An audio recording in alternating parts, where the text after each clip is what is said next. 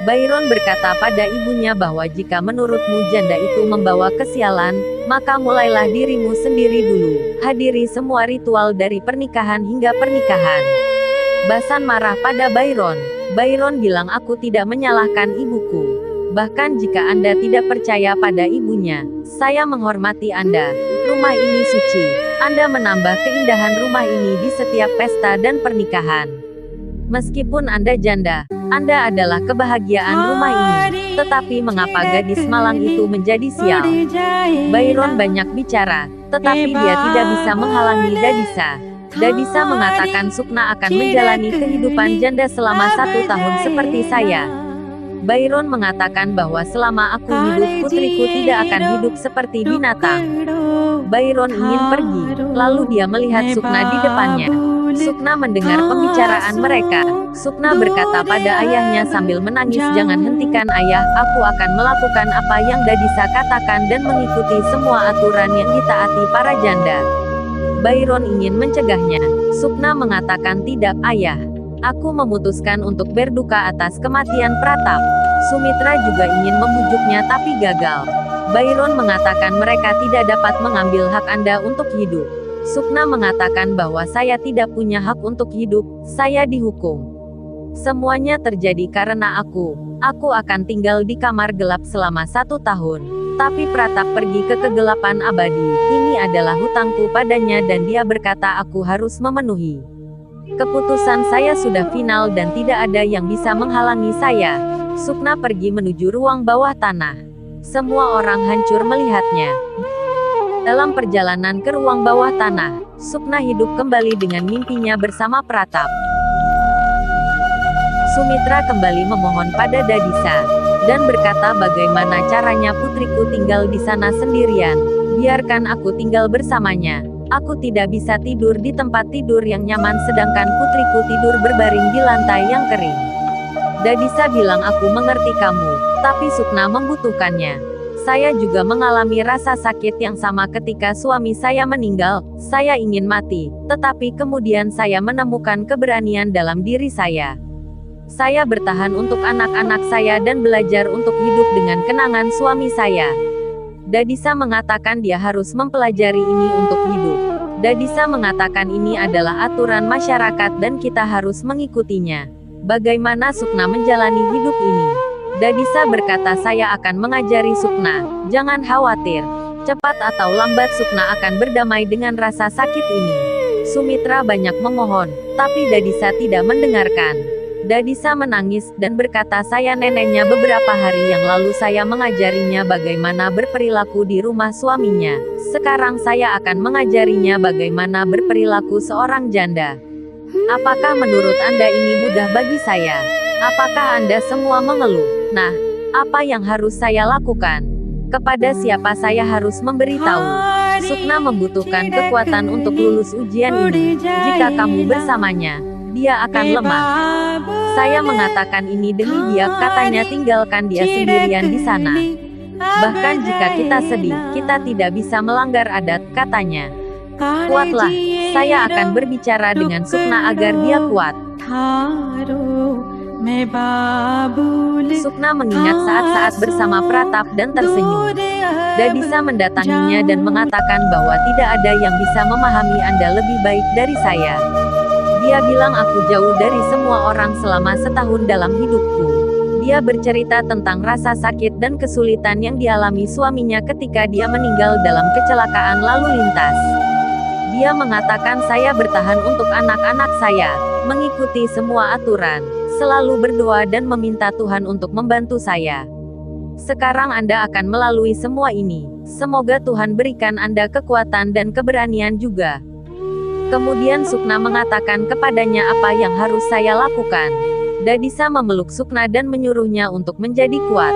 Anandi dan Jagdish membantu Sukna membuat kompor. Sumitra berbicara dengan Byron sambil menangis. Dia bilang aku tidak ingin Sukna menghabiskan hidupnya seperti itu.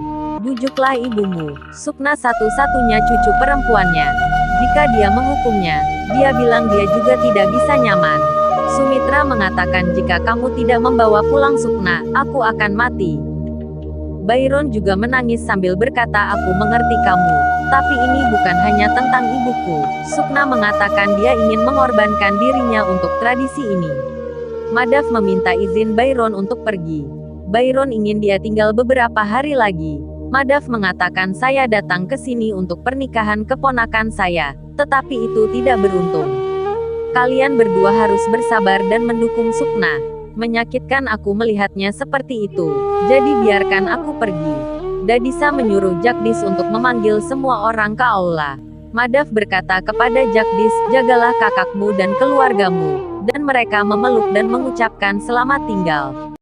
Dadisa berbicara dengan keluarga Anandi dan keluarga Gehna. Ibu Anandi mengucapkan turut berbela-sungkawa untuk Dadisa. Byron, Sumitra, Madhav dan Jagdish turun ke aula. Bago menghibur Sumitra. Gehna memeluk ibunya. Basan memberitahu orang-orang bahwa pengemudi akan membawa mereka pulang. Mereka pun pamit pada Dadisa. Sumitra memeluk kakaknya dan mengucapkan selamat tinggal sambil menangis. Semua orang menangis melihatnya lalu pergi. Sementara Basan menangis di kamar, Gehna datang dan menguatkannya. Basan ingin menyembunyikan tangisannya. Gehna mengatakan, jika kamu menangis, kamu rileks, jangan bersembunyi, menangislah. Basan mengatakan dia mencintai keponakannya seperti anaknya sendiri. Basan bilang, aku lebih dari senang dengan pernikahan Sukna bahkan dari Byron. Gehna menghiburnya dan mengatakan itu adalah takdirnya. Dia mengatakan akan lebih buruk untuk menjauhkannya dari semua orang. Gehna meminta Basan untuk berbicara dengan ibunya dan membujuknya. Basan mengatakan, aku tahu ibuku, dia sangat kesal dengan kami. Kami semua cinta dengan Sukna. Gehna mengatakan dia lebih muda, dia kesakitan, dan dia membutuhkan dukungan kami. Basan mengatakan tapi tetap saja keputusan ibuku benar, Sukna sendiri menyetujuinya. Apa yang bisa kita lakukan? Sukna sedang membaca buku doa yang diberikan Dadisa. Gehna membawa selimut dan bantal. Dia ingin membujuk Sukna dari keputusannya. Gehna mengatakan kami siap melindungi Anda dari Dadisa. Lalu Sukna menyalahkan dirinya sendiri bahwa dia tidak akan mati jika aku tidak meminta mawar kuning pada Pratap. Dia menarik keluar mawar yang dia ikat di ujung syalnya dan menangis. Gehna mengatakan bahwa kamu berpikir tidak rasional karena rasa sakit kamu masih baru, tetapi kamu akan memahami segalanya dengan lebih baik dari waktu ke waktu. Dadisa meminta maaf pada Byron karena bersikap seperti itu pada Sukna. Saya putus asa, katanya, kita harus mematuhi aturan masyarakat. Byron bertanya kepada ibunya mengapa kita harus mematuhi aturan yang membuat hidup kita sulit. Dadisa mengatakan aturan dan nilai itu bagus. Byron bilang aku tidak akan mengorbankan putriku untuk aturan ini. Anandi tidur di pangkuan Sumitra. Saat Sumitra menidurkannya, Sumitra bermimpi seolah-olah sedang menidurkan Sukna dan menangis saat terbangun dari mimpinya. Sukna tidur di tempat yang kering. Ibunya mendatanginya. Sukna mengingat nama Pratap. Byron juga di depan pintu dan mereka hancur melihatnya. Keesokan harinya semua orang merayakan Hari Raya Holi. Saat lewat, Sukna mengingat Holi terakhir yang dia mainkan dengan Pratap. Anak-anak ingin melukisnya, tetapi seorang pria menghentikan anak-anak desa. Sukna pergi ke kuil. Jagdish mengeluarkan paket warna dari kabinet. Anandi datang dan mengatakan salah untuk merayakan Holi dalam situasi ini. Jagdish mengatakan saya tidak akan merayakan. Saya membeli ini sebelumnya dan sekarang saya akan membuangnya. Dia memberitahu satu sama lain bagaimana mereka biasanya bersenang-senang setiap Holi.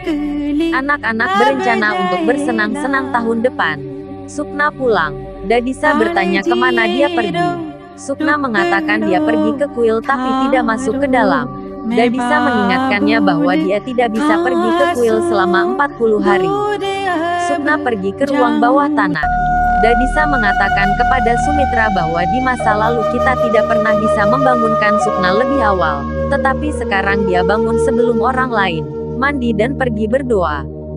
Saat Sumitra menyiapkan teh untuk Byron dan Dadisa, tangannya bergetar. Gehna mengatakan jika kamu ingin biarkan Anandi yang membawa teh tersebut. Tapi Sumitra menolak dan mengambilnya sendiri. Anandi mendapat izin dari Gehna untuk membawakan teh untuk Sukna. Anandi membawakan teh, tapi Sukna sedang mempersiapkan pemujaan dan tidak meminumnya.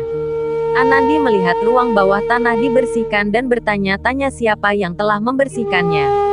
Sukna bilang aku membersihkannya. Anandi berbicara sedikit dengan Sukna. Sukna berkata pada Anandi, jika kamu ingin membantuku, temukan kalung merah yang Pratap belikan untukku. Dadisa mengambilnya dengan semua permataku, berikan padaku, karena itu satu-satunya ingatan yang tersisa dari Pratap. Anandi mengatakan dia akan melakukan yang terbaik. Mitra berbicara dengan suaminya tentang Sukna. Dia mengatakan bahwa Sukna bangun pagi-pagi sekali dan membawa air dari sumur dalam cuaca dingin dan mandi. Dia memohon Byron untuk membujuk ibunya. Byron mengatakan dia sudah mencoba ini tetapi gagal. Dia mengatakan bahwa Dadisa meminta maaf padanya untuk pertama kali dalam hidupnya. Aku siap menahan amarah ibuku sepanjang hidupku, tapi Sukna seharusnya menginginkan itu juga, itu pilihannya. Sumitra mengatakan mari kita bicara dengannya dan membujuknya. Mereka datang menemui Sukna untuk berbicara dengannya. Sumitra berbicara kepada Sukna dan mencoba meyakinkannya bahwa ketika kamu menderita, kita juga menderita. Byron mengatakan jika dia berubah pikiran, dia akan melindunginya dari Dadisa dan masyarakat seumur hidup. Sukna, aku mengerti kamu, tapi bagiku tidak ada bedanya di mana kamu tinggal. Dia tidak menerima kalau saya akan melihatmu menangis di sana dan bersedih lagi. Sumitra mengatakan dimanapun kamu menangis, kami merasakannya. Sukna memeluk keluarganya dan ingin menyendiri dan menangis.